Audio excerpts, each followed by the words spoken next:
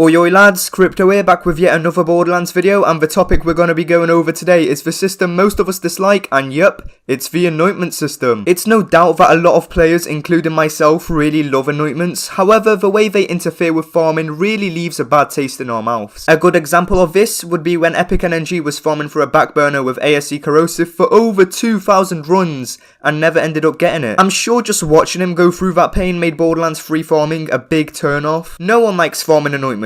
This is why Borderlands 2's farming is much more supreme. However, I have a way to fix the anointment system, and no, it's not to just get rid of them. This isn't my wife we're talking about. Now yeah, I'm sure you've heard multiple people giving suggestions on how they would change the system. However, I've created my own idea, and obviously I'm biased, but I think this is a pretty good one. I did end up sharing this idea on Twitter a while back, and I've received a lot of positive reactions, and I've also had some people tell me that there isn't much farming involved here, so hey, let me know what you think in the comment section down below, and let me know how you would change the anointment system, or would you leave it how it currently is? Talking aside, let's get into the video, baby. So this might come as a shock to you, but this idea gets a lot of inspiration from Resident Evil Revelations 2's raid mode. I'm not going to get into it much, but just in case you're wondering, raid mode is pretty much Resident Evil's take on an RPG, and has weapon mods which act a bit like anointments, and I think Gearbox can take notes from their system. In raid mode, each gun is viable even if they don't have a weapon mod imprinted on it. However, if it isn't obvious, the gun itself is much weaker. In raid mode, you can buy weapon mods with coins or find them in chests. How I think Gearbox can take inspiration from this is by also making non-anointed guns slightly viable and completely disabling anointed weapons from dropping. By doing this, you have easily fixed the farming situation and players won't feel like farming is a chore anymore. So Crypto, how do anointments tie into this? Well, anointments can be bought from Crazy-O via Iridium, or you can find them in vaults, chests, or proving ground chests. Not only does this fix the pointless chest situation, but it also gives us a use for Iridium, a reason for looting vaults, and doing the proving grounds. However, that isn't it. Here is how I think the anointment system would work, and we are still being inspired by the Revelations 2 raid mode formula.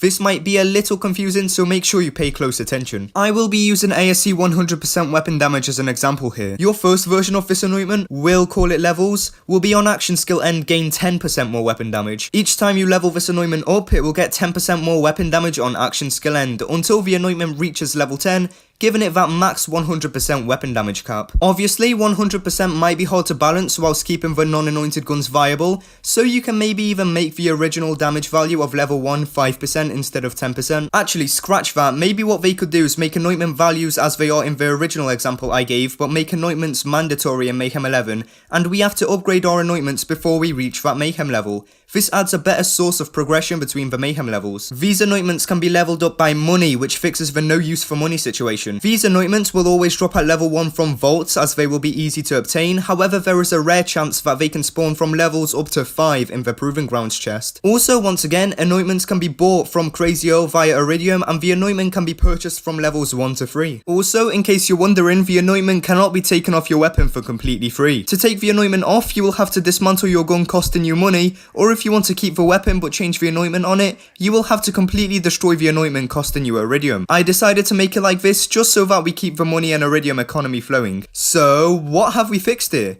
Anointments aren't required, we have a use for both currencies, farming is fun again, chest, vaults and trials have value, and finally, Crazy-O also has value. But yeah, that's it. What do you guys think? I personally think, and obviously I'm biased here, but this is a perfect fix for the anointment system and can make farming fun for all of us. Now, I doubt Gearbox will do this, as this will require a complete overhaul of the system, but hey, never say never, I have my fingers crossed. Anyway, you cuties, that marks the end of this video. If you enjoyed, leaving a like and hitting that sub button really helps out. Make sure to tell me whether you think my idea is good or not in the comment section down below, and yeah, I'll see you in the next one. Stay classy, peace.